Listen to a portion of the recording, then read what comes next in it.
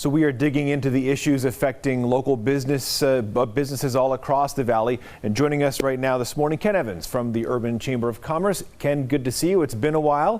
Thank you for joining us again this morning. Glad to be here, John. Thank you to yourself and Channel 8 for giving us this opportunity once again to share what's going on with our small businesses.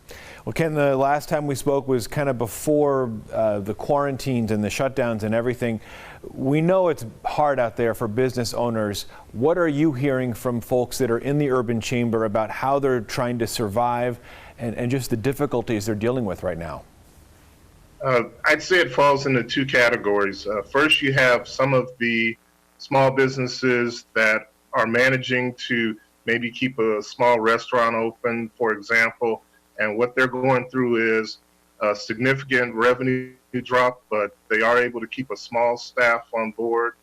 In addition to that, curbside service, and now with the recent announcement, some of them are able to open up as long as they adhere to the COVID-19 restrictions, but again, still a challenge. And then the second category would be some of the businesses that still as of yet have not been able to open, and so there's a huge degree of uncertainty with what the future looks like for them. How many businesses are going to be able to make it through this that you deal with at the Urban Chamber? Some are able to survive, but we've heard a lot of businesses that just simply aren't going to be able to make it.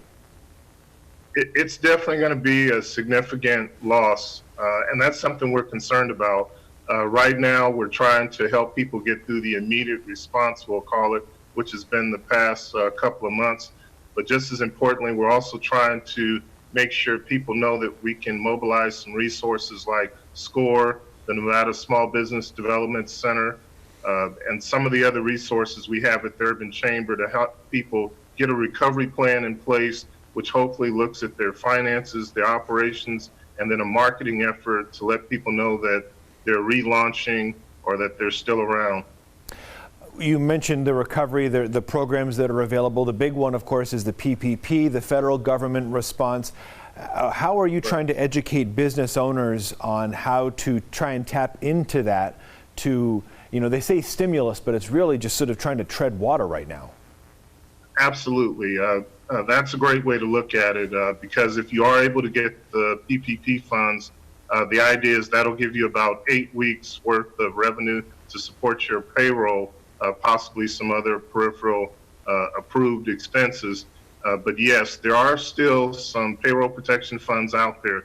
Unfortunately, the first round, several of our small diverse businesses were left out, but very good to see that our congressional delegation came through and others to get $60 billion at the federal level allocated, of which quite a bit of that money ended up in Nevada designated for minority-owned firms. So now we have community development financial institutions, some of the smaller credit unions, and some of the smaller community banks that do have money right now for PPP funds for some of the businesses that were left out before.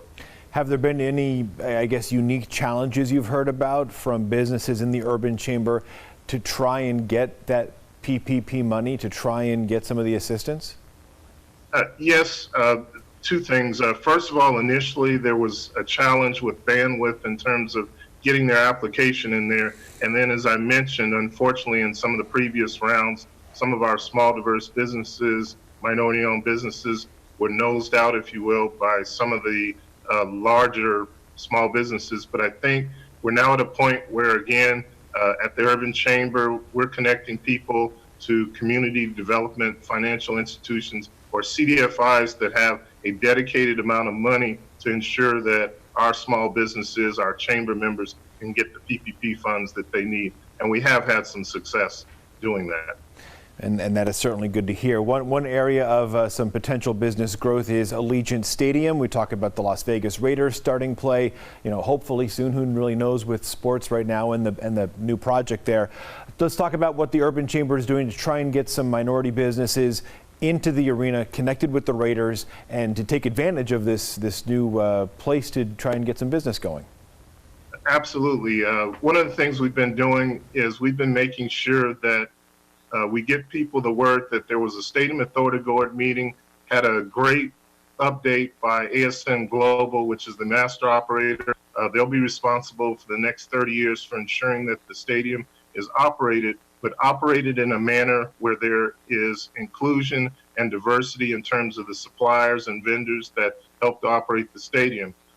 Happy that there is a local women-owned, minority-owned firm, happens to be an Urban Chamber member, MYS Project Management. They're working in partnership with ASM Global to make sure that the people that expressed an interest in participating with the stadium are contacted, followed up with, and given an opportunity to compete and succeed in the operation of the stadium. So that's good news. Absolutely, very good news.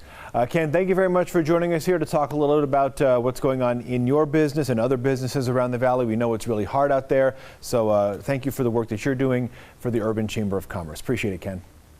Thanks, John. Glad to be able to do this. And again, we want to continue to be a resource to our small, diverse business community.